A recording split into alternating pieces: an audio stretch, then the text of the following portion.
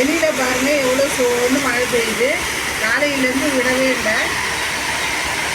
இந்த காலையிலேருந்து மழை அடித்து நவுத்தி இருக்குது.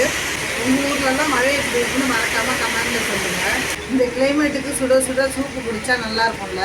அதனால் இன்றைக்கி எக் சூப் செய்யலான்னு இருக்கிறேன். வாங்க எப்படி செய்யறதுன்னு பார்ப்போம்.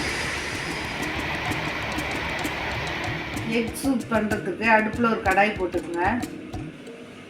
2 ஸ்பூன் எண்ணெய் ஊற்றிக்கலாம். எண்ணெய் சூடானதும் 5 பல்லு பூண்டை பொடியாக கட் பண்ணி சேர்த்துக்குங்க. இதை லைட்டாக வதக்கிக்கலாம். பூண்டு வதங்கினதும் அரை வெங்காயத்தை பொடியாக கட் பண்ணி சேர்த்துக்குங்க.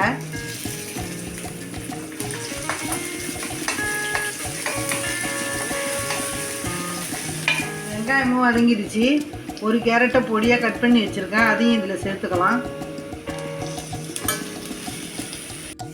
கூடவே 4-5 பீன்ஸை பொடியாக கட் பண்ணி வச்சுருக்கேன், அதையும் இதில் சேர்த்துக்கலாம். இது எல்லாத்தையும் நல்லா வதக்கிக்கணும்.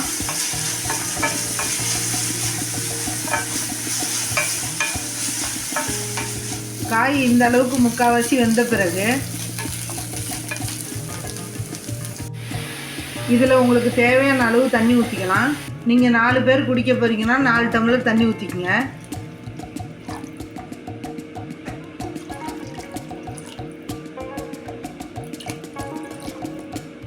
இது கூடவே கொஞ்சமாக தண்ணியில் 2 ஸ்பூன் கார்ன்ஃப்ளவர் மாவு கலக்கி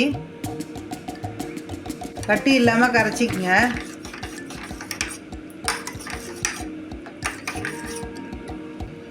இதையும் எடுத்து நம்ம கடாயில் ஊற்றிக்கலாம்.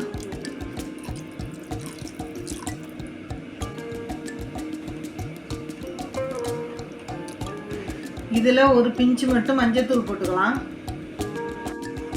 இதுக்கு தேவையான அளவு உப்பு போட்டுக்கங்க. நான் 1/2 ஸ்பூன் போட்டுக்கிறேன். இது ஒரு 2 நிமிஷத்துக்கு நல்லா கொதிக்கட்டும்.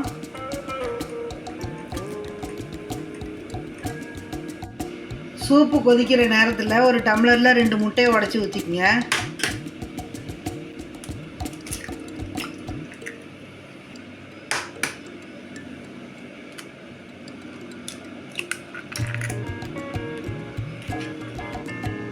இதை நல்லா பீட் பண்ணிக்கங்க.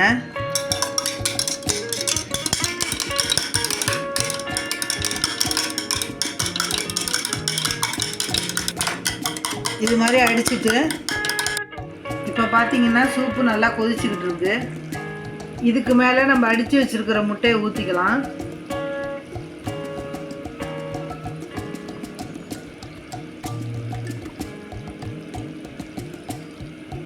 அந்த சூட்டில் பார்த்தீங்கன்னா முட்டை நல்லா திரிஞ்சு வந்திருக்கு பாருங்கள்.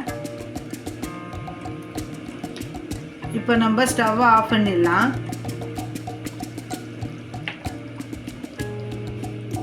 கடைசியாக உங்கள் காரத்துக்கு தேவையான அளவு பெப்பர் தூவி விட்டுக்குங்க.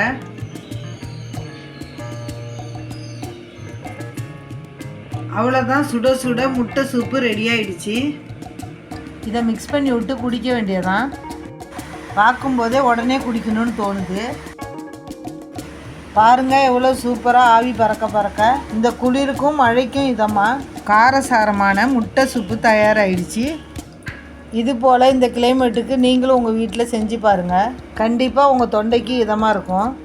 சளி இருமல் உள்ளவங்களாம் தாராளமாக செஞ்சு குடிக்கலாம். சூடு ஆறுறதுக்குள்ளே நாங்கள்லாம் குடிக்க போகிறோம். நீங்களும் உடனே போய் சுட சுட செஞ்சு குடிங்க.